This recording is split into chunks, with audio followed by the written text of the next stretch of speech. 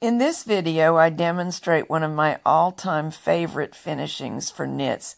It's the folded purl binding. It's especially good as a binding for cut and sew edges. And since I'm working on this Fair Isle vest pattern, it's a great time to show you how to do it. This trim begins with an even number of stitches, and it could be started in waste yarn. I just started in the main yarn, and I'm willing to trim off the edge or catch it in the seam. This will be the armhole trim, so I can just get rid of any excess plain knitting at the underarm seam. It needs to be an even number of stitches because we're going to count over 1, 2, 3, 4, 5. This is 12 stitches, and transfer the middle stitch or the 6th stitch to the other bed to form a purl stitch. And we want these sides to be similar to each other but not identical, so that when we sew this part to the inside of the fabric, the stuff created by these 5 stitches, this stitch will be at the very edge and these will be at the outside, and we can guarantee that this is enough wider, this area, that it will cover this line of stitching that we may have made while attaching this area. Because I do have 2 beds to work with, I'm going to take stitch number 6 and transfer it to the other bed.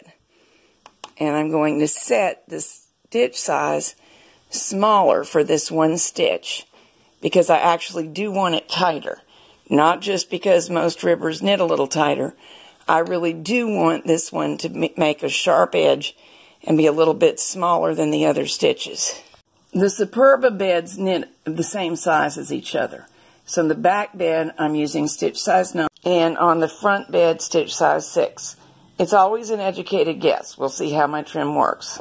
If I did not have 2 beds, I could still make this trim by manually reforming the center stitch. It wouldn't be tighter, but it'd be pretty good. So now we'll just knit to the length we need, a little bit more for safety, and scrap off.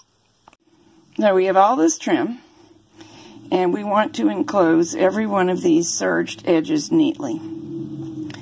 Step 1, fold the trim. Make sure you are certain which is the skinnier edge.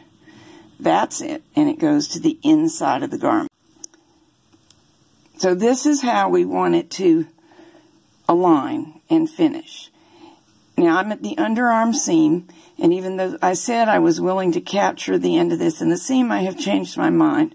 I'm going to ravel back and graft the ends together. So I'm just leaving about 1 inch to do that with, and we'll start here basting to the inside of the garment. It's okay to take stitches as deep as I am comfortable doing, because I will completely cover this area with the external part of the trim. I'm going to tie this on. If I find that my basting is inadequate, I can cut that knot. If it's fine, I can leave it but weave it in later. Usually it works best to slightly stretch the trim as you sew it on. And I don't take real tiny stitches here for the first time around because it is basting.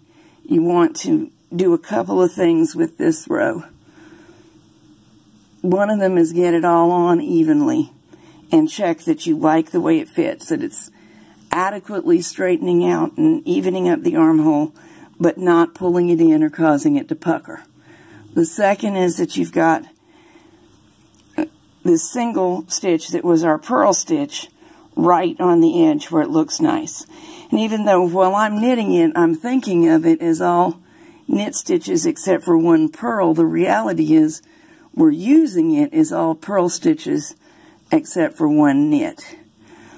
And the third thing is I'm going to put this on both sleeves on the inside, well, not sleeves, armholes, and then compare the two. We want to make absolutely certain we've gotten them the same length. and do one final double check before we nail everything down and close it up.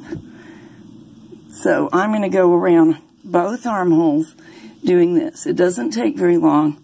If you feel better pinning before you stitch, that's okay. Sewing to the interior of each armhole is done. Of course, they don't look like much now, but we're going to fix them. I just have them stacked up to double check that the sizes are the same, and they are.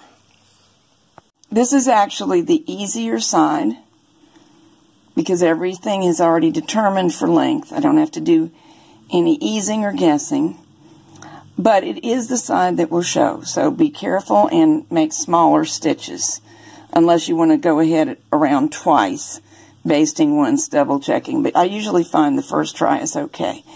Where we stitch through here, we may be able to see. And that's okay. We'll just make sure we cover all of that. Let's see. Let me describe what I'm doing. I'm using my left thumb, because I'm right-handed, to unroll the fabric.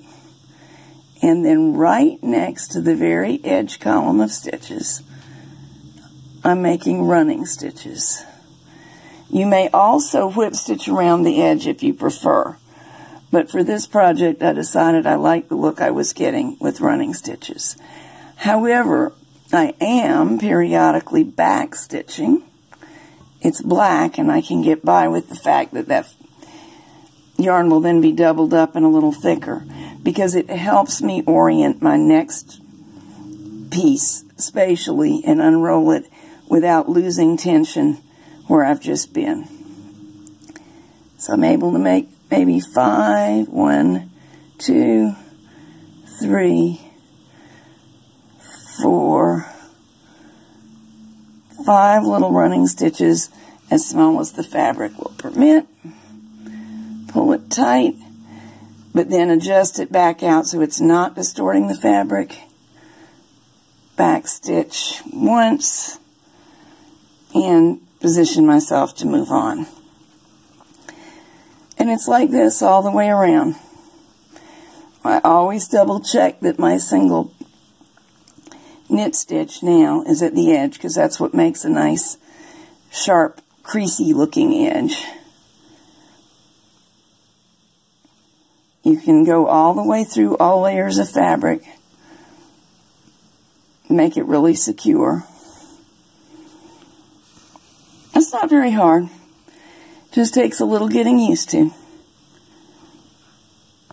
And here's the finished edge. It's not even steamed yet.